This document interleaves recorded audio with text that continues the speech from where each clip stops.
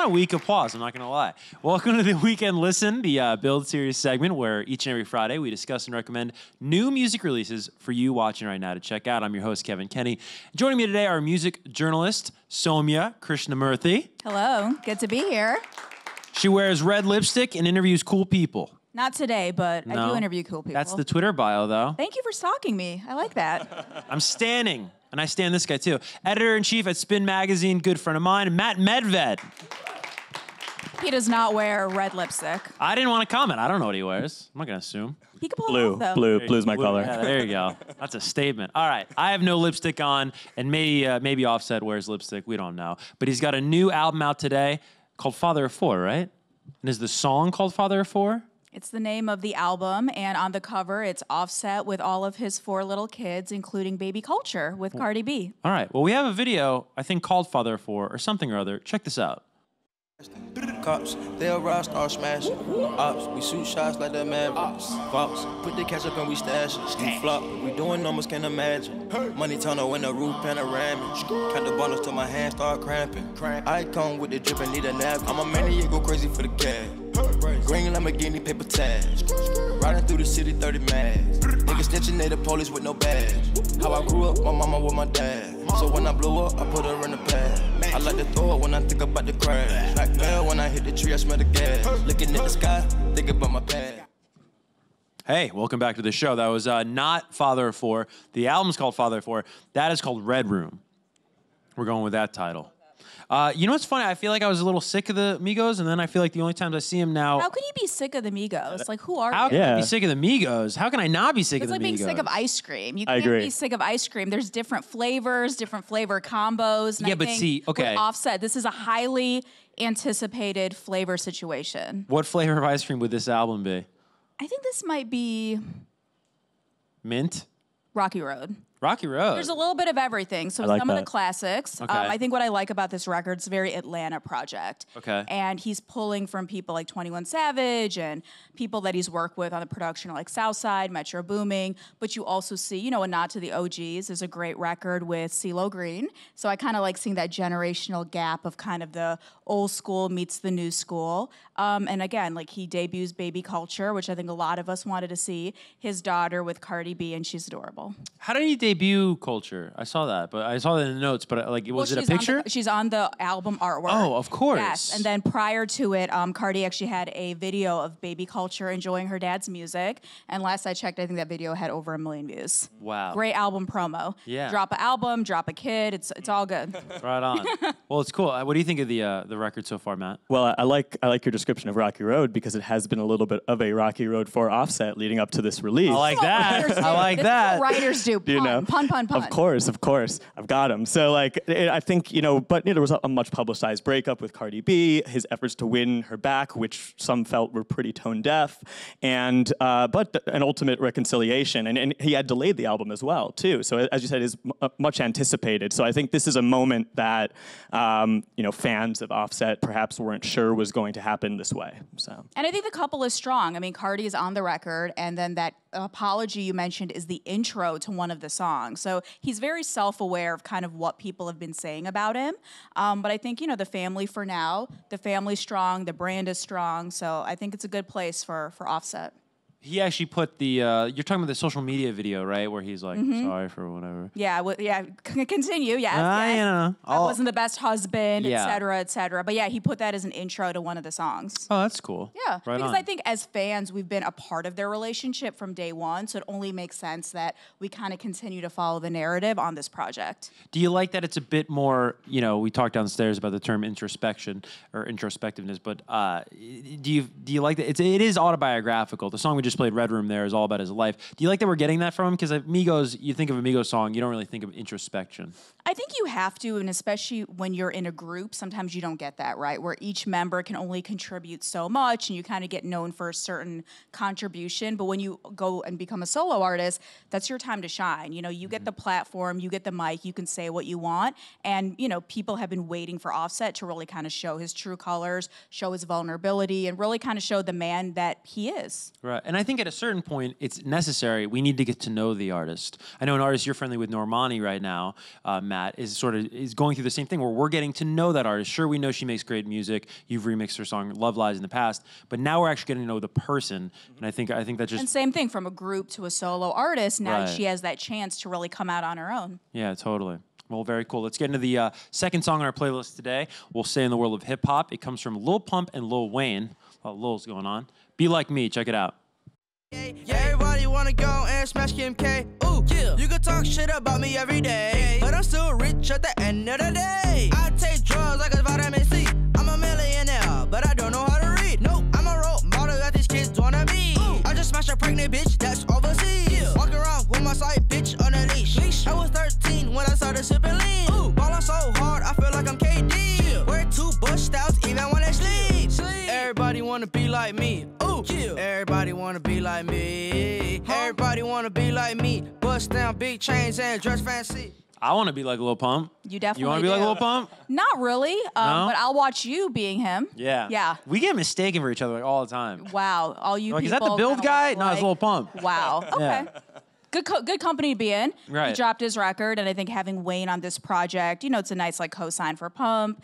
To me, Wayne takes that record like he took that beat and just kind of ran with it. And I love seeing Wayne rap. Wayne's one of those guys so many of us grew up with, and seeing this stage in his life, kind of this elder statesman, but still having his ear to what younger people are doing. I like it. Yeah. I like this Wayne. I think I saw on Twitter, Complex Music put up a question this week of like, what's the best Lil Wayne guest verse, right? Did any come to mind when you think about just Wayne on songs, Matt, for you? Or just Wayne songs in general? Well, I think one thing that's interesting, just jumping off what you said, I think, Lil Wayne has had such a profound generational impact on the rising generation that Lil Pump is a part of. That new sort of generation of, SoundCloud rappers who came up on there, like Lil Wayne's delivery, I feel like has really influenced a ton of them. So I think it's also a bit of like a statement by Lil Pump. It's like a status thing to be like, I have Lil Wayne on my track. And Totally. it's like paying homage, because you're absolutely right. I mean, so many of them grew up listening to Wayne during different iterations, right? From Cash Money to Mixtape Wayne to Young Money Wayne. So I think there's like something for everyone. But I think for Pump, it's also a great look just to have this kind of co-sign from someone who's still very respected that, hey, I'm here, I have a seat at the table. Because I think that's important to a guy like him. Do you feel that a guest verse inherently should be interpreted as a cosign in 2019 hip hop?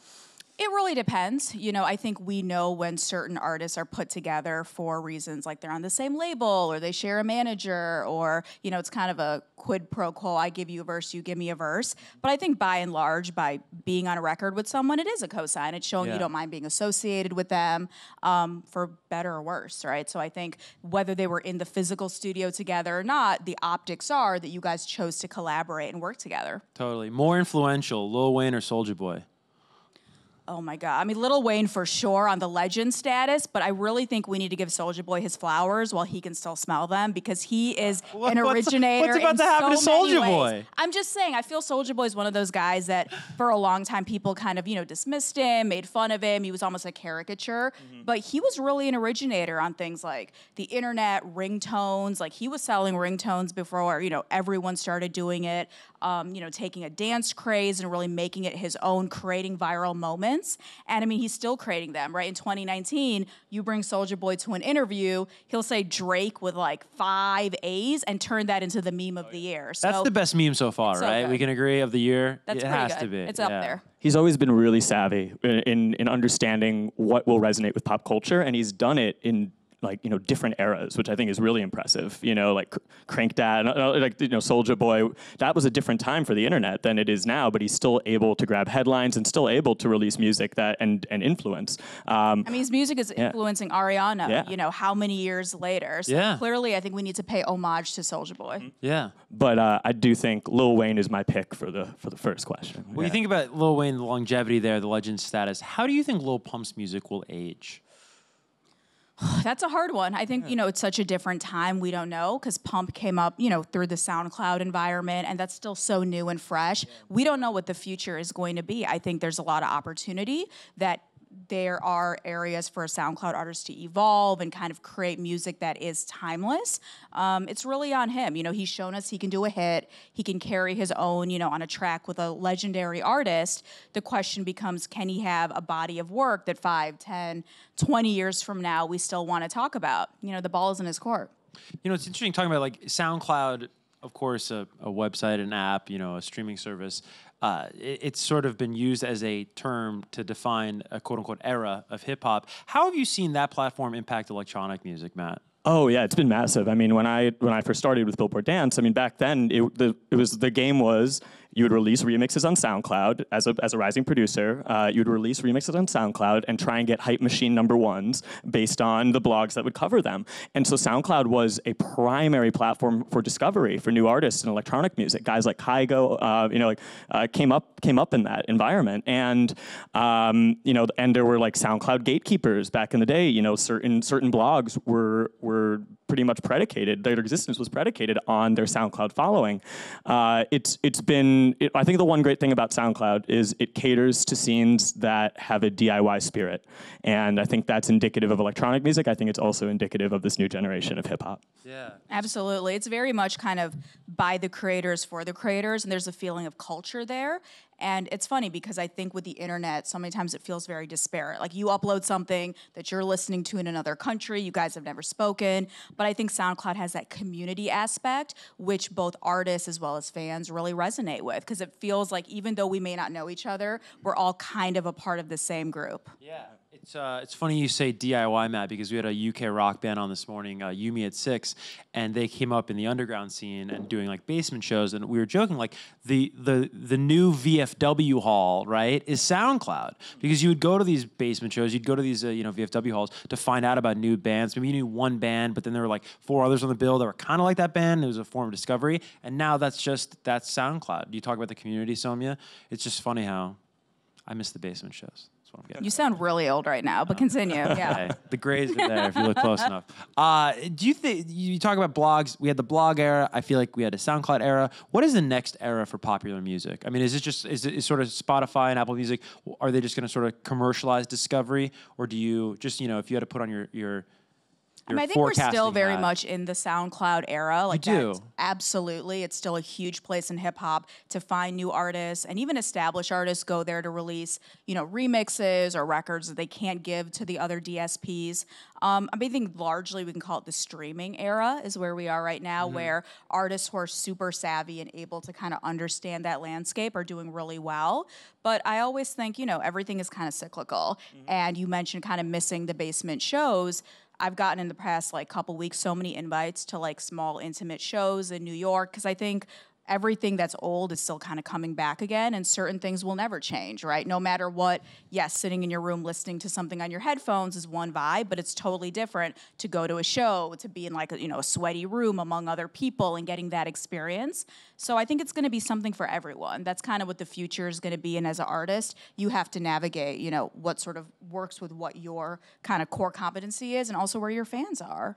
Totally. I agree. I think, look, from a commercial standpoint, obviously Spotify playlisting and Apple Music, that's driving breaking records, but I agree, and I think it's, if you were to say that you were a fan of Lil Peep or XXXTentacion and had never listened to their SoundCloud, you haven't heard their discography. Right. Those artists, they connect directly with their fans on that platform. They'll upload sketches of songs that are unfinished to share them, and they get millions and millions of streams. But that's the kind of genuine fan artist interaction that is possible on that platform, which isn't through a slick playlist interface. Yeah. Do you guys know anything about AudioMac? Yeah, I do. That seems to be getting a lot of press these days. What's the deal with AudioMac? Because Nicki just dropped her freestyles on AudioMac. It's very similar, where people are kind of picking that to sort of release music. They're owned by the same kind of parent company that owns DJ booths, so there's some kind of cross-collaboration, cross-pollination, but just another place. And I think especially for independent artists, unsigned artists, they're always looking for what's that next place, and they just want their music to be everywhere. So if tomorrow you start a platform, I'm sure people would upload to that too. It's really about being everywhere, because you don't know where your fans are going to find you. Right. I will sign up for the Medved streaming platform, just FYI, if that ever becomes a thing. Let's get into... you in the loop. We talk about, not DIY artists, but, you think about people on SoundCloud, those basement shows. Yumi at 6, who was on the show today, are an alternative rock band. This is to me, I don't know what to call this next artist. I found this song on New Music Friday. I was very excited. I don't know much. I don't even know what we're going to talk about here. I just want to really share it. But it sounds to me like a pop artist leaning into the alternative world. I believe their name is pronounced Bulo. I hope that's how you say it. The track is called Sweet Little Lies. Check it out. Yeah, tell me all your sweet, sweet little lies. All about the dark places you hide. Tell me all your problems, make them mine. Tell me all your sweet, sweet little lies. I wonder if the sun will shine again, if I'll ever see your face again. You know I'd rather die than say goodbye. So tell me all your sweet, sweet little lies. Sweet, tell me all your sweet, sweet little lies. Tell me all your sweet, sweet, sweet, tell me all your sweet, sweet little lies. Just ruined my. Can you see that? Look at that. It's real professional, and we can listen today. So that was Bulo. I don't know much about them, but or her, I should say. Her. She's 19, 20 years old. It sounds like living in a ton of different places. Like I think some in the U.S., some in England. Germany, Germany, Canada. Netherlands, Yeah. right? Too. Netherlands. Right, and so I heard this on New Music Friday. Absolutely loved it. To me, this is almost in the vein of a Billie Eilish, maybe a bit more accessible than a Billie Eilish song. But it sounds like her discography is a bit more pop. So it seems to me like there's a pivot happening. Do you think that's like a concerted effort based upon what else is going on maybe in the landscape? I think it's a trend I'm seeing, at least on alternative radio. You know, you think about traditional pop artists like Mike Posner, who scored a decent hit with it was a Song About You. Yeah, Song About You. I think that there's opportunity. You know, we had Nash on the show recently. He has scored a big top 10 pop hit with I Hate You, Love You a couple years ago. He's got a song called T-Shirt now, which is like a pop punk song. So I think it's, you talk about your artists wanting their music heard everywhere. It's like, where's that wide open space, right? I mean, everyone wants their music to be licensed, right? In like a Shonda Rhimes show. Like once you do Yep. that, you never have to work ever again. Oh, yeah. I mean, Yeah. in a lot of ways, alternative rock, as we grew up knowing it, has sort of been like relegated to car commercials or sync plays, which are hugely lucrative, and these people are making amazing livings, but maybe not like the cultural zeitgeist. Is that it rock once dead? was. I have to ask you because I feel like I No. always have this conversation. Like, do people play instruments like in a garage? Well, is that band what rock anymore? is to you? I don't know. I think you have to play something, right? I don't think rock's dead. I do think that rock has to evolve to maintain Is its it on life relevance. support? I don't think it's on life support. I just think everything's, like we just said, everything's cyclical, and I think pendulum swing. So I think for a while the pendulum swung very far in the direction of electronic music, and that was when you had artists like Avicii and Zedd and popping up and just climbing the charts. Then it swung back. Now hip hop is dominating the landscape, the Atlanta trap sound. But one thing I find very heartening is a lot of the artists in even that hip hop space are emulating the sound of rock, the ethos and the aesthetic of rock. for Yeah, like a little Uzi Vert. I mean, he's wearing I'm always like, oh, there's Uzi wearing a spin artist on his shirt again. And he idolizes Marilyn Manson. He's stage diving. He's crowd surfing. It's punk rock. Well, the first time I interviewed Uzi was one of his first interviews for XXL, and he said, "I'm not a rapper. I'm a rock star." And that was something from day one before he had sold one record. It was this idea of kind of the sex, drugs, and rock and roll ethos. But my question is from a musicianship standpoint, do you feel optimistic that we're going to see real musicians, or is it just people with their play guitars? I'm optimistic. I'm optimistic. I think that because we can't just have the Foo Fighters at every award show. There have to be other bands that are not related to Dave Grohl. No, that's right. I do think that we will be seeing plenty of musicians, but I think that perhaps the idea of just a straight up quartet rock band that might be a little bit dated. I think that there will always need to be some sort of interesting new element, or maybe an electronic element, maybe there's a instrumentation element. I think you got to bring something else to the table, because that format dominated music for so long that just playing the same chords over and over again, I don't know that it's going to break through the noise. Like, I want a rock bad boy. Like, who's going to be our front man that we can sort of like look at? This week we had the anniversary of Kurt Cobain. Yes. Like, who's going to be this generation's version of that? Well, I mean, I would have said Little Peep, but R.I.P. I mean, if I can just offer some thoughts on this, I think that it was never, but we're focusing on the instrumentation of rock music, and I think that was always the vehicle for the message that these young people wanted to say. And I just think, let's say you're a young kid in the middle of nowhere. Billy Corgan talked about this on the show when he stopped by with Ricky. It's like, you're in the middle of nowhere. There's no culture in your town. The coolest thing in your town is a 7-Eleven. It's like, how are you going to communicate your message? Well, in the 1980s, Billy Corgan grabbed the guitar. How much easier is it though to just like grab a laptop and rap? You don't have to sing good. You don't have to sing good at all. You don't have to, you write down. Juice WRLD to me, who's probably going to debut top 20 on the Hot 100 on Monday with Robbery, the new single, right? It's like, that's a Census Fail song.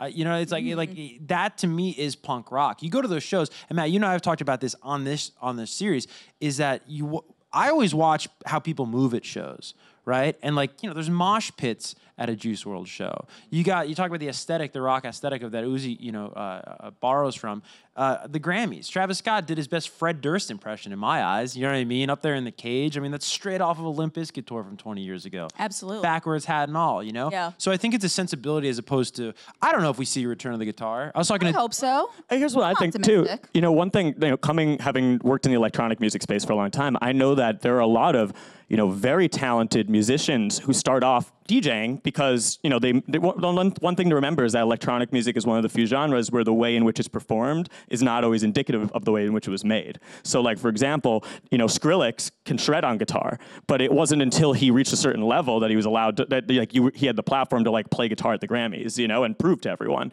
But I would also say there are a lot of artists out there who are, instrumentalists, but are making electronic music. And an example I would give is San Holo. If you followed him at all, he kind of burst onto the scene with very electronic sounding productions, started working in more guitar. If you go see him play, he's a rock star. He shreds on stage, and I wasn't ready for that. I was blown away. I was not expecting him to have that kind of, first off, to demonstrate those kind of skills, but also to have that stage presence, because that's a big part of rock and roll too. That's a huge part, and I think that's something that the question is: if you don't play an instrument, you're not used to being on stage, you largely have recorded in your bedroom.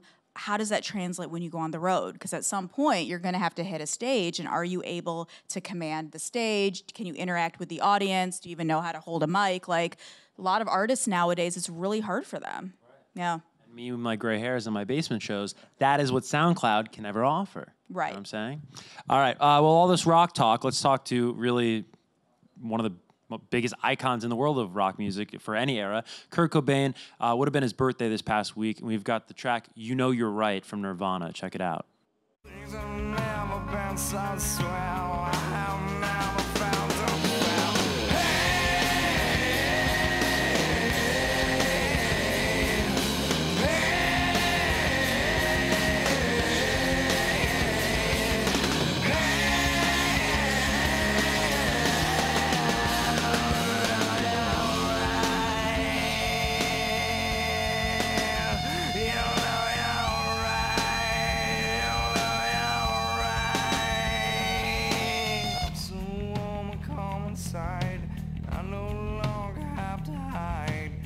Talk about someone else standing still against a mouth.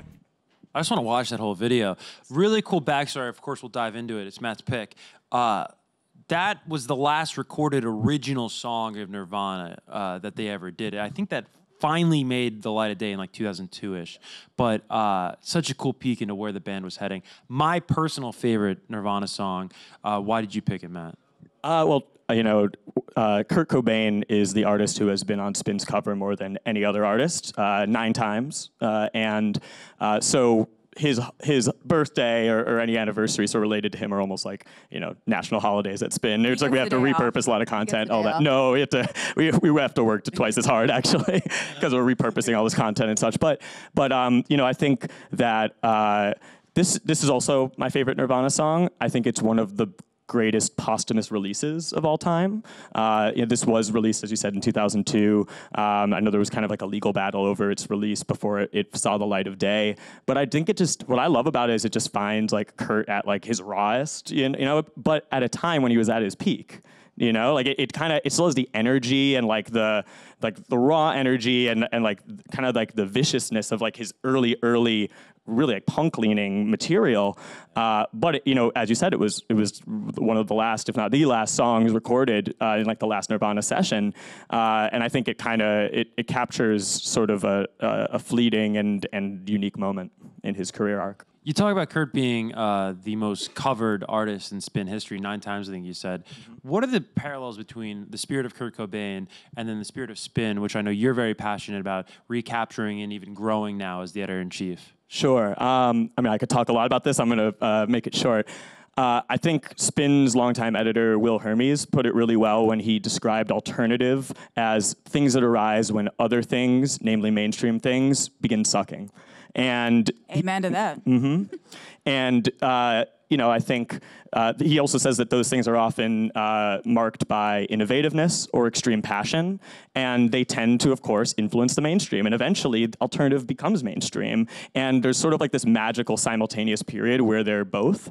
When he identified Prince in the 80s or Nirvana at their peak, I'd also say Spin at its peak. You know, Spin started as sort of it was the edgy alternative to Rolling Stone in 1985, and it was and then when you know they covered Nirvana when they were small, and then they also blew up in terms of mainstream circulation and visibility, while also kind of struggling to maintain their alternative indie cred, which that was important for Kurt as well. One thing that I love about Spin is that Spin has never been afraid to take risks on artists. The first ever cover of Spin was Madonna in 1985, and they actually had David Bowie locked in for it. And Bob Guccione Jr., the founder, was like, no, we're going to go with this rising starlet. Her name's Madonna, and the rest is history. Wow. I never heard that story. That's incredible. Where do you talk about these different scenes, be it Prince in the 80s, Madonna in the 80s, Nirvana in the 90s. You, as now the leader of Spin magazine, where do you see that? What excites you today when you look out? Maybe it's an artist. You don't have to co-sign an artist if you don't want, but is it a scene? Is it an area of interest for Spin? Well, I think Bob Guccione Jr. also, like in his first letter to the editor, he talked about Spin being where youthful energy and excitement is. Honestly, the SoundCloud rap scene really excites me. I think that it has a lot in common with grunge. It has a DIY ethos.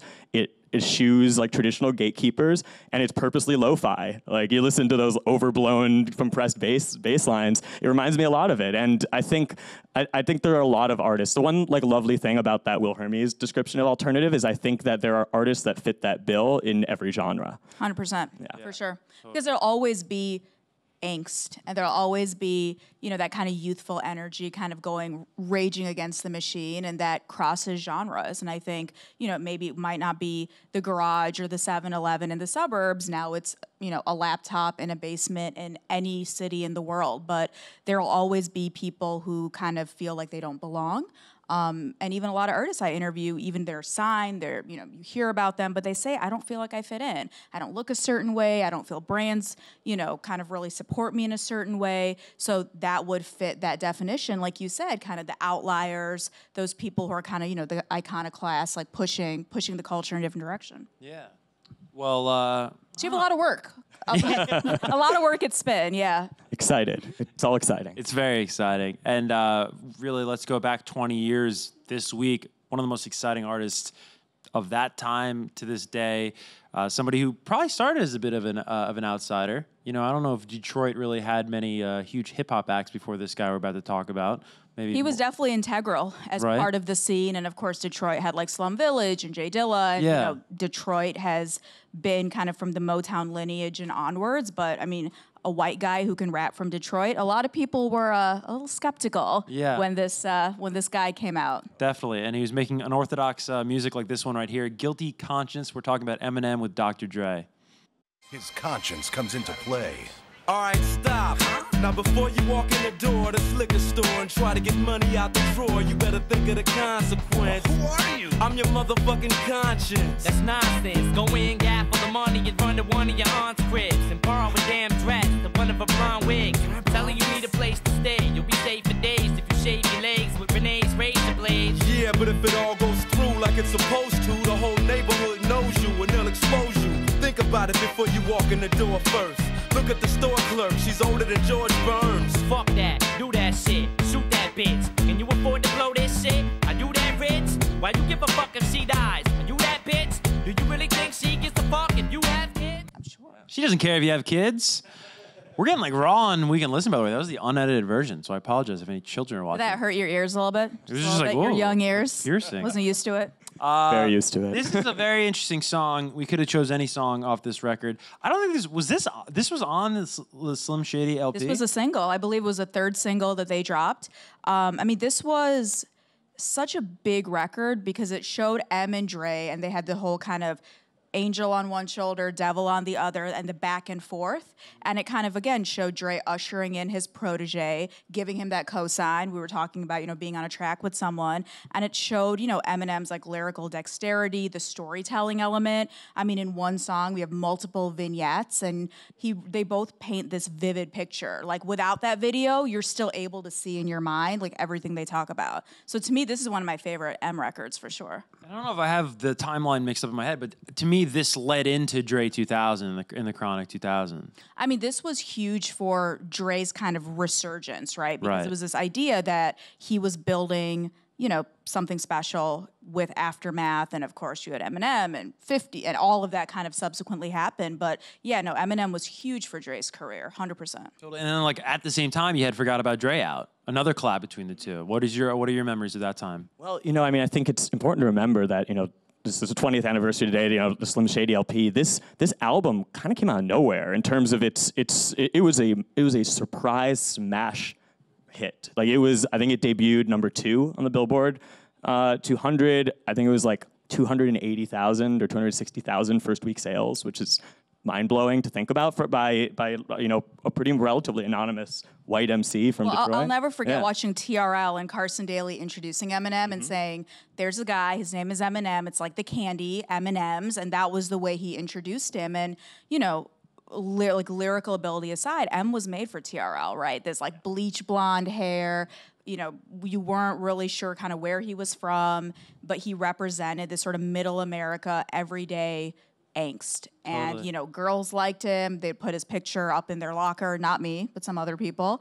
And, guys liked him. And even with the first record, kids, do you like Primus? Like, those first lines he was pulling in from people, the rock people, the pop people, alternative. Like, he was able to bridge a lot of different audiences. Like, I would say he's probably, one of TRL's biggest stars, and kind of that show really propelled him into this global icon. That might be the slickest cross-label promotion of all time, name-dropping Primus and 9 Inch Nails. That was like a Jimmy Iovine call for sure. Like, hey, what have you just, For sure. And, some Interscope love. He was such a visual artist. You talk about him being perfect for TRL. There's a great story of how the MTV music department famously was like, we're not playing. Because you got to remember, like, in 1999, you're coming off Vanilla Ice. You're coming off of Snow, right? Informer. Well, also 99, this is the height of, teeny bopper pop. So you have Britney and you have Justin and Christina, and then who is this guy? Like, how does he fit into what we're promoting? In hip hop at the time, we were a little bit off the shiny suit era, going into like Jay-Z's height, DMX. So rap was kind of in a weird place, and this kid from Michigan, where does he fit in, right? It's confusing. Do we work him kind of on the quote unquote like hip hop side, but he's white? Where does he fit in? It was a risk. What's funny, like, where does he fit in? His first summer tour was. So this goes, goes number 2, only held out of the number 1 spot by TLC's Fan Mail that year. So one of the biggest stars in hip hop, but where does he fit? You know what his summer tour was? Warped Tour. Warped Tour, yeah. That was his first, because they couldn't find him a tour. Like, where do you put him? You know what I mean? Warped was a great tour, because again, it goes back to, certain artists, like, I'm sure people kind of viewed him with a little bit of skepticism, but that was the audience he had to be in front of, right? And then ultimately, he was like Kid Rock and Limp Bizkit and Korn and all of that kind of fit, but still under the TRL umbrella, which I think now looking back, how did Britney, Eminem, and Puff Daddy, how were they all on the same show? But it worked. Yeah, totally. That was the 90s. And they all wound up in some of his songs. Yeah. Lyrically. Yeah. Some of those but pop to me, stars. this song, what's most interesting, we were talking about, if you look at the lyrics now, there's no way in 2019 this song would make it to the airways. I mean, if you listen really carefully, people who actually read lyrics like me, I mean, he's basically encouraging a sexual assault, right? On an underage girl. On an potentially underage girl. And at the end, I mean, both him and Dre are encouraging a double homicide. Like, looking back now, can you imagine if a new artist, like, this is what they release, it probably wouldn't even make it, to the light of day, which is crazy. It's crazy to think, like, I was 7. like watching this. Were Like, your do you know what I parents mean? letting you watch this? Yeah, my mom didn't like. My mom was at work. I was like, I'm gonna watch MTV. This is what happens, kids, when This is you're what watching happens, MTV. kids. Grow up. Eminem was contraband in my household, which meant, of course, I had to have it. Yeah, of course. Yeah. Yeah. Well, people forget there were parents groups against him. So many different groups were protesting. They were like, he is going to be the death of middle America, but that also made him more interesting. Yeah. And I think people forget that sometimes looking now at certain artists who are controversial or they have kind of baggage. That's what makes kids want to hear them more. It's this whole idea of parents just don't understand. And like, you know, Tipper Gore, the PMRC, and then he would tackle it in his songs. He weaponized his music politically. And in a way, I mean, I think that was really, he was doing that in a way that no one else was doing that at that time. And in a way that almost like encouraged, like, I don't know, I think that like, it'd be really easy to just like tune in, drop out, and like not be part of like a public dialogue. But he kind of forced his fans to confront what was going on, and you know, for better or for worse. So, I don't know if refreshing's the word, but I wish that, you know, we have beef now in hip hop, and I don't know how much of it's real. I don't know how much of it I buy, right? I think it's become sort of a marketing by the big labels, a marketing tactic. But you think about how confrontational his lead single was, right? My Name Is, where he debates which Spice Girl he's going to impregnate, and then he talks about, I think, ripping up Marilyn Manson's lips off and smacking him. I mean, these are big stars. You'd almost be like an unknown rapper, like, you know, talking trash about a Taylor But that's Swift. hip hop, or though. like, That's hip hop. Like, if you follow the history, like that's But who always talks been like a that part now? of it. I mean, you listen to 50 Cent when he talks about how to rob. He's like, I'm gonna rob you. But that's 2002. No, but still, like if you think about a new artist, like it's always this idea, if you're the underdog, you go after the biggest fish. That's the whole idea. You don't go after someone that's in your sandbox. You But go I love after that. the biggest person. Who does that today? People do it, they just don't respond, right? Like, I don't think MGK thought Eminem was gonna respond, but he did. So a lot of that you're still seeing. So many artists have dissed, like Drake, Eminem, not Eminem, like Jay-Z. The thing is, at that stage, they probably don't even care to respond. But that's always been there, this kind of back and forth. I think what some people felt with Eminem, he was going after people who would never go after him, right? Like, going after, like, Spice Girls, Right. like, okay, maybe Moby. Spice, Moby. Like, what is he gonna not invite you to his vegan tea house? Like, who cares, right? So it's that, right? It's this idea of going after like people who are, I guess, perceived weaker than you. But the thing about Eminem, he's also very confident in his ability. Like, he can go toe to toe with anyone. But I think that was, again, like if you look in 2019, let's say there was a new male artist who went after different like women in the industry. How would they be received in today's climate? Probably not with open arms. I think about like, you know, quote unquote cancel culture. Like if Eminem came out today, He'd be canceled before. that's what I'm saying. Like you wouldn't even have gotten a second single. Or he'd be elected president. Ooh, topical. Oh, well, you know, please tell me you've seen the most amazing video of all time where our president endorses Eminem for president. Have you seen this? Yeah, wasn't it like an MTV promo thing during one of his albums, like Slim Shady for president? I remember that. Yeah, it was like around the White America time. He Yeah. did this big thing, right? And then like Donald Trump comes out and he endorses Eminem for president. So there's. I mean, at this point, I trust Eminem with our healthcare system and everything over Donald Trump. So I'd vote for him. But no, I think going back to what you were saying, you know, we're just at such a different time with transparency of social media, and people are very vocal about what they like, what they don't like. But I think, you know, a lot of artists who we kind of hold in high esteem, whether it be Kurt Cobain or Tupac or Eminem or whomever, probably wouldn't get signed today. And if they did, they would probably be largely harangued and blacklisted. So they would never get to the point of being on the cover of magazines or being on TV shows or on the radio. So it's interesting. Like, looking back, I wonder how history is going to view this time. Yeah. Yeah, it's I don't know. interesting. Well, guys, we're unfortunately out of time for this episode of We Can Listen, but I want to thank you both for stopping by, and thanks for having guys, us. and thank you at home for watching. We'll see you next Friday with a brand new playlist.